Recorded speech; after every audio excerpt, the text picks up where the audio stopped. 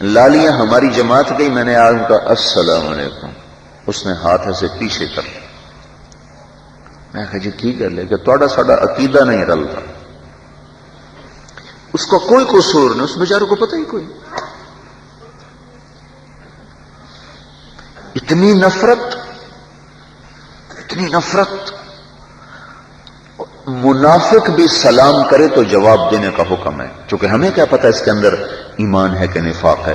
منافق مجلس میں آتے تھے، سلام کرتے تھے، اب جواب دیتے تھے، حالانکہ آپ کو پتا تھا یہ منافق ہے۔ عبداللہ بن ابی کا جنازہ نہیں پڑھایا آپ نے؟ اور منافق، پکا منافق۔ عمر آگے کھڑے ہو گئے، یا رسول اللہ اس کو تو ہم بھی جانتے ہیں منافق ہے، اوروں کا تو ہمیں نہیں پتا، اور اس کا تو ہمیں بھی پتا ہے منافق ہے، آپ اس کا جنازہ کیوں پڑھا رہے ہیں؟ کہا عمر میرے اللہ نے مجھے روکا نہیں، کیا پتا میرے پڑھنے سے اس کی بخشش ہو جائے۔ کہ میرے رب نے کہا 70 دفعہ بھی پڑھے تو معاف نہیں کروں گا۔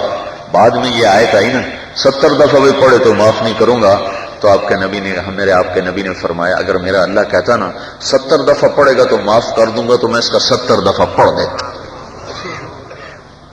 پھر اس کی میت کو لے کے قبر میں اتار دیا تھا، آپ بعد میں پہنچے تو آپ نے کہا باہر نکالو۔ باہر نکالا، اپنا لعاب نکال کے اس کے منہ میں ڈالا کہ شاید بخشش ہو جائے۔ اس تماشے کو دیکھ کر 1000 منافقوں نے وہیں کلمہ پڑھ لیا کہ یہ کام نبی کے سوا کوئی نہیں کر سکتا۔ تو ہم نے تو منافقوں سے دیکھو کیا سلوک رکھا۔ ان کے بیٹے تھے عبداللہ، وہ سچے مسلمان تھے۔ وہ ایک دن ہمارے نبی پانی پی رہے تھے تو آپ نے کہا یا رسول اللہ تھوڑا سا پانی بچا دیں۔ آپ نے کہا کیا کرو گے؟ کہنے لگا ابا کو جھوٹا پلاتا ہوں شاید مسلمان ہو جائے۔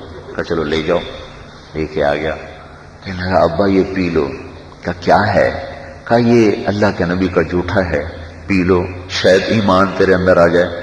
کہنے لگا اس سے تو اچھا تھا تو پیشاب لے کے آتا تو میں وہ پی لیتا، میں یہ نہیں پی سکتا۔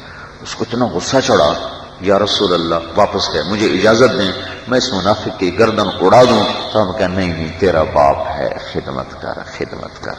اور بھائیو آپ نے تو منافقوں سے نبھا کے دکھا دیا۔ یہ نفرت بڑا ظلم و ستم ہے۔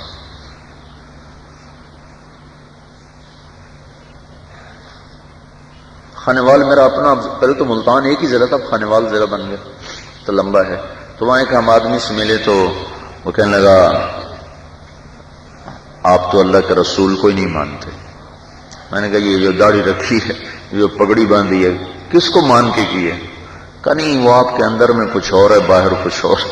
تو میں نے کہا ہمیں کس کا ڈر ہے؟ ہم جو پہلے کوٹ پتلون ٹائی لگاتے تھے تو ہمیں کسی نے ڈنڈا مارا؟ رائمنڈ والوں نے ہمیں کوئی جادو کر دیا؟ اگر وہ ہمیں گستاخ رسول بناتے تو ہمیں تو پتلونیں اور پہناتے، داڑیاں اور مڑواتے۔ تو یہ داڑھی جو آئی ہے کس کی محبت میں آئی؟ سر پہ پگڑی باندھی کس کی محبت میں باندھی؟